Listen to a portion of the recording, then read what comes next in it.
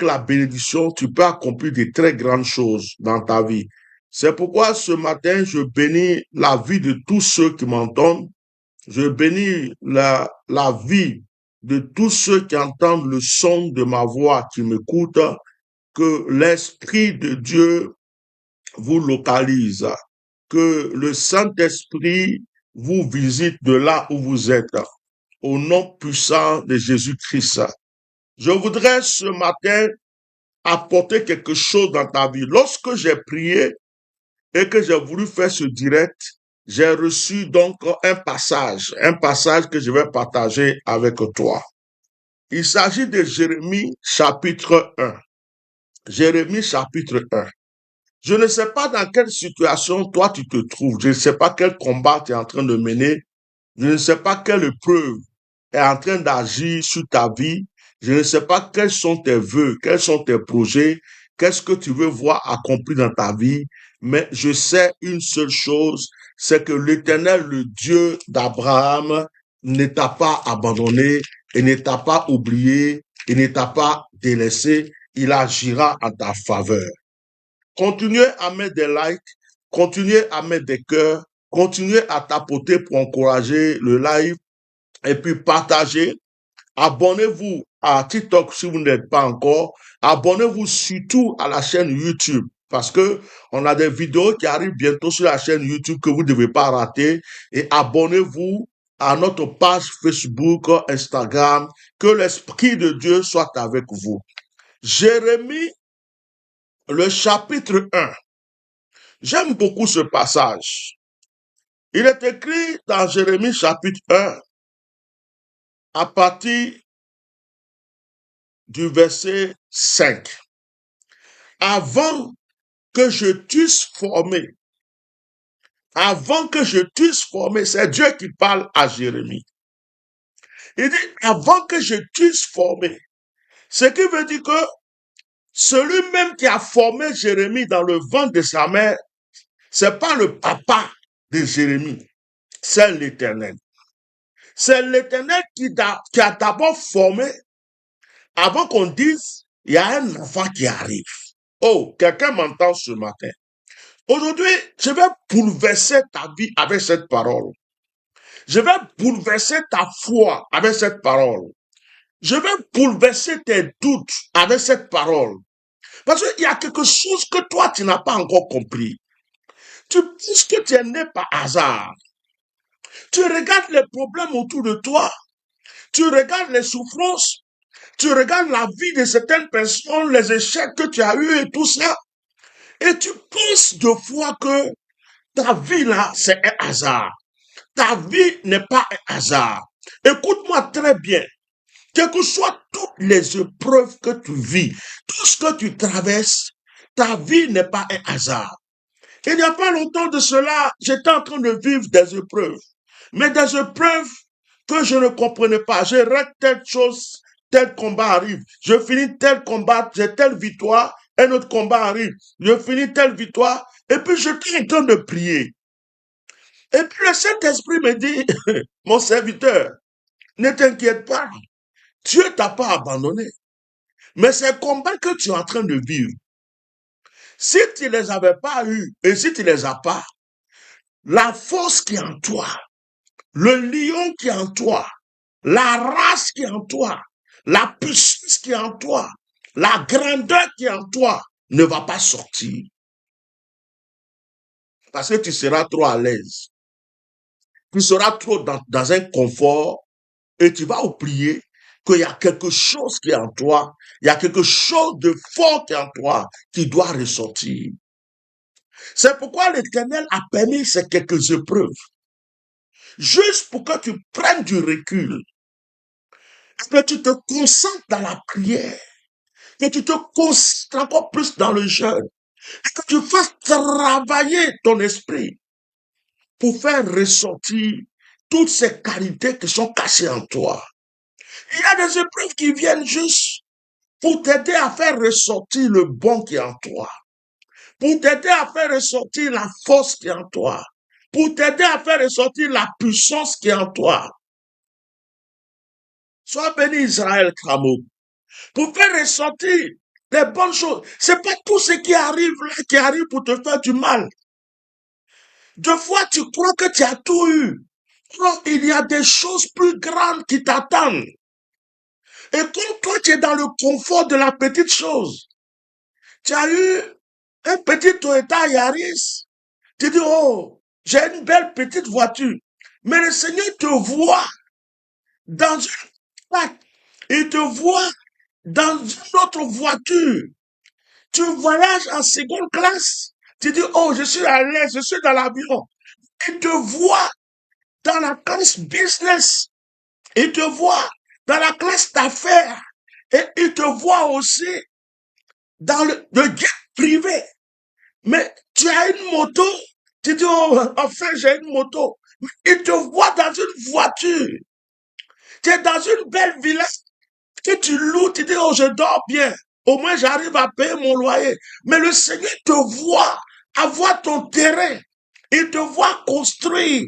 Il te voit être chez toi. Mais tu es dans un petit confort. Petit confort qui te plaît tellement.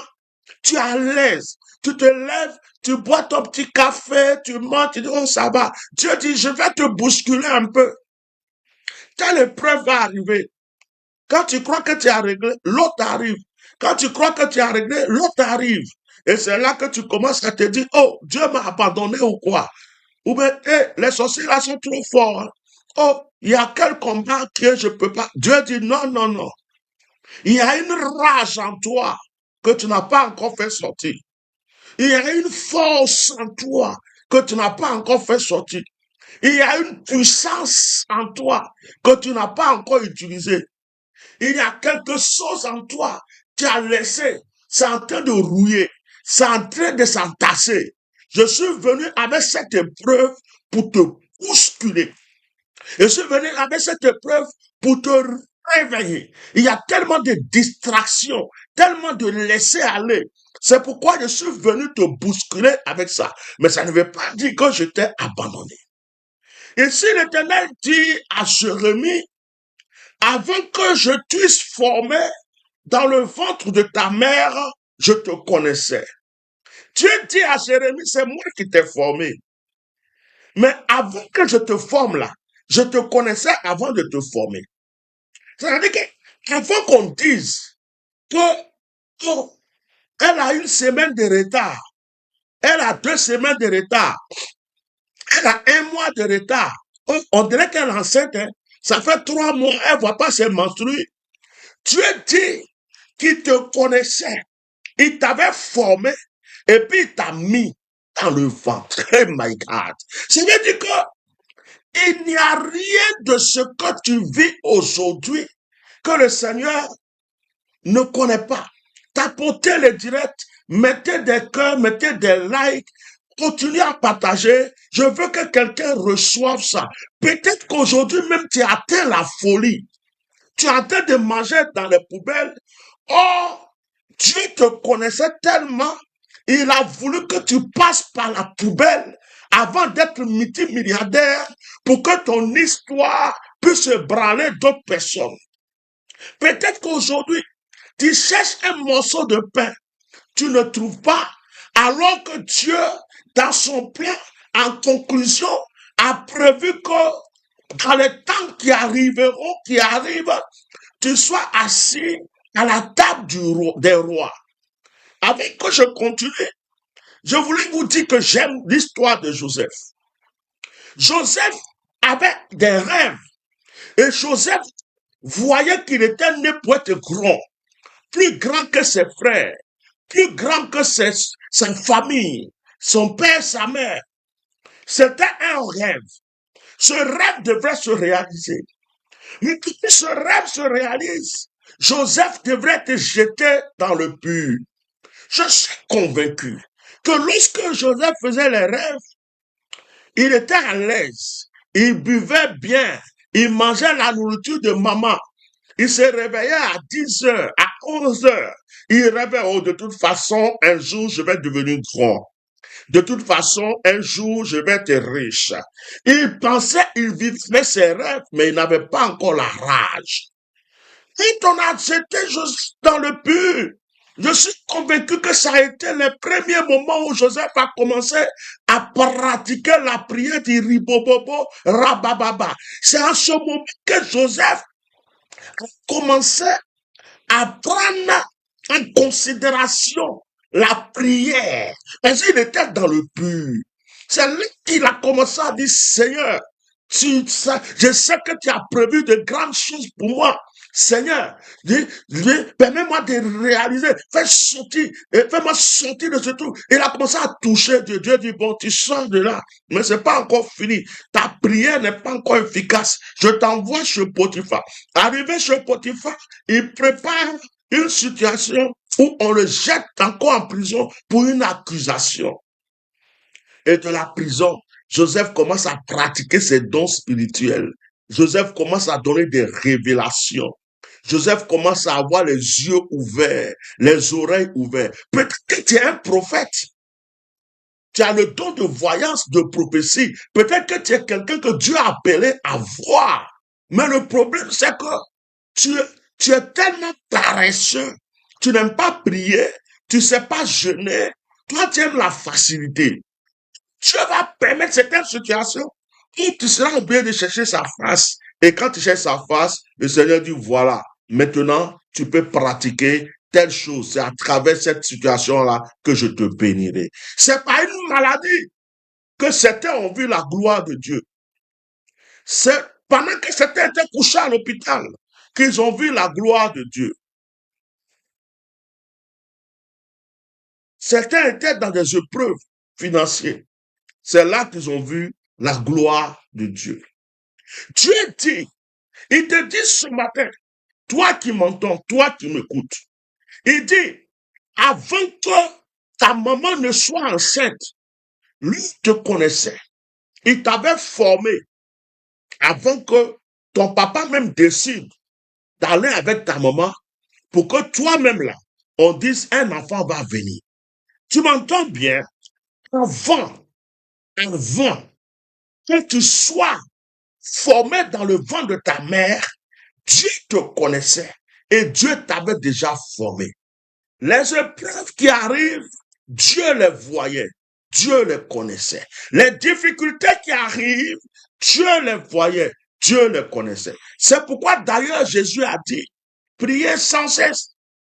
Parce que ta prière est ce qui va t'aider à affronter tout ce qui va venir pour déranger ta destinée. Il dit, je te connaissais avant que tu fusses sorti du sein. Je t'avais consacré, je t'avais établi prophète des nations. Cette parole s'applique à moi au nom de Jésus. Je reçois cette parole pour moi seul. Ah, si tu es intelligent chez toi, faut dire, oh, je la reçois aussi au nom de Jésus. Moi, je la reçois, je la possède. Je prends cette parole, je l'applique sur ma vie comme une pommade. Je l'applique sur ma vie comme une huile d'onction. Il dit, avant que tu fus sorti du sein maternel, je rajoute, je t'avais consacré. Est-ce que quelqu'un peut répéter après moi? J'étais déjà consacré avant de naître. Oh my God! Laisse-moi boire un peu d'eau.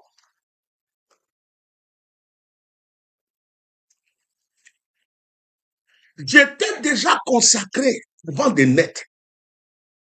J'étais déjà oué avant de naître. J'étais déjà béni avant de naître. J'avais déjà la gloire avant de naître. Hey! Oh, oh. J'étais déjà riche avant de naître. J'étais déjà béni avant de naître. J'étais déjà élevé avant de naître. Tu m'entends? Moi, je ne parle pas de la situation que tu vis actuellement, parce que cette situation, je ne la vois pas. Elle est de passage. Ce que je vois, c'est la gloire qui était sur ta vie avant que tu naisses. Cette gloire qui va encore se multiplier de jour en jour et s'établir totalement dans ta vie.